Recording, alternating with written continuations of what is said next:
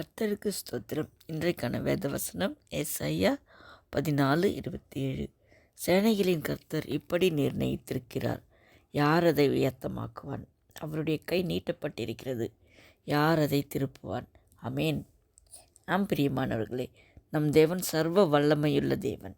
அவர் செய்ய நினைத்தது ஒன்றும் தடைப்படாது. யோபு 42:2 கூறப்பட்டுள்ளது, தேவரீர் சகலத்தையும் செய்ய வல்லவர், நீ செய்ய நினைத்தது தடைப்படாது என்று. பிரியமானவர்களே, தேவன் நமக்கு செய்ய நினைத்த நன்மைகளை தடுக்க யாராலும் முடியாது. நாம் சில நேரங்களில் நினைக்கலாம், நமக்கு ஒன்றுமே வாய்க்க மாட்டேங்குது, எதை செய்தாலும் தோல்வியில் முடிகிறது, யாராவது நமக்கு ஏதாவது மந்திரம் செய்து விட்டார்களோ, ஏதாவது செய்வினை செய்து விட்டார்களோ என்று. இல்லை பிரியமானவர்களே, என்றைக்கு நாம் தேவனை ஏற்றுக்கொண்டு அவருடைய பிள்ளையாய் மாறுகிறோமோ அப்பொழுதே நாம் அவருடைய பலத்த பாதுகாப்பிற்குள் வந்து விடுகிறோம். எந்த செய்வினை மந்திரவாதமாவது நம் தேவனுடைய கரத்தை தடுக்க முடியுமா? நமக்கு எதுவும் செய்ய முடியாதபடி அவரை தடுக்க முடியுமா? எதற்கு அத்தனை வல்லமை உண்டு? எண்ணி பாருங்கள். நம் தேவனுடைய கரத்தை தடுத்து நிறுத்த யாரால் முடியும்?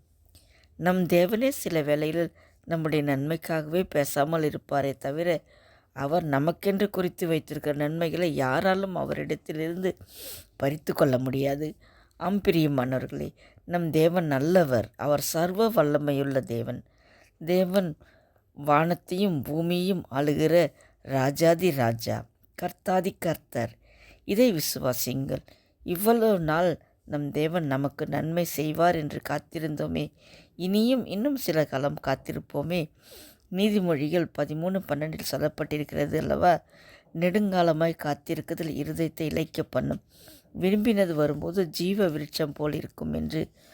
பிரியமானவர்களே, நாம் எவ்வளவுக்கு எவ்வளவு தேவன் மேல் விசுவாசம் வைத்து அவருக்காய் காத்திருக்கிறோமோ அவ்வளவாய் அவர் உள்ளம் நம்மை பார்த்து மகிழும்.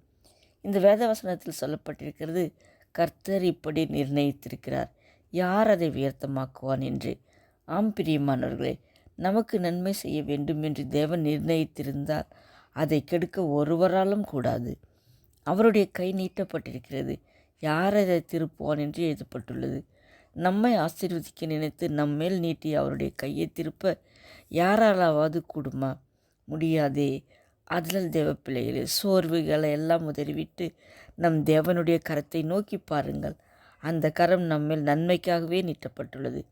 எல்லா கவலைகளையும் மறந்து அவரை துதியுங்கள். அவர் நமக்கு எப்பொழுதும் நன்மையை மாத்திரமே செய்கிற தேவன். அவர் நல்லவர்.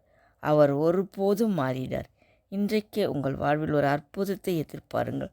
தேவன் நிச்சயம் செய்வார். அவரை நமக்கு நன்மை செய்வதை தடுக்க யாராலும் முடியாது. ஆமேன். ஹல்லேலூயா. God bless you.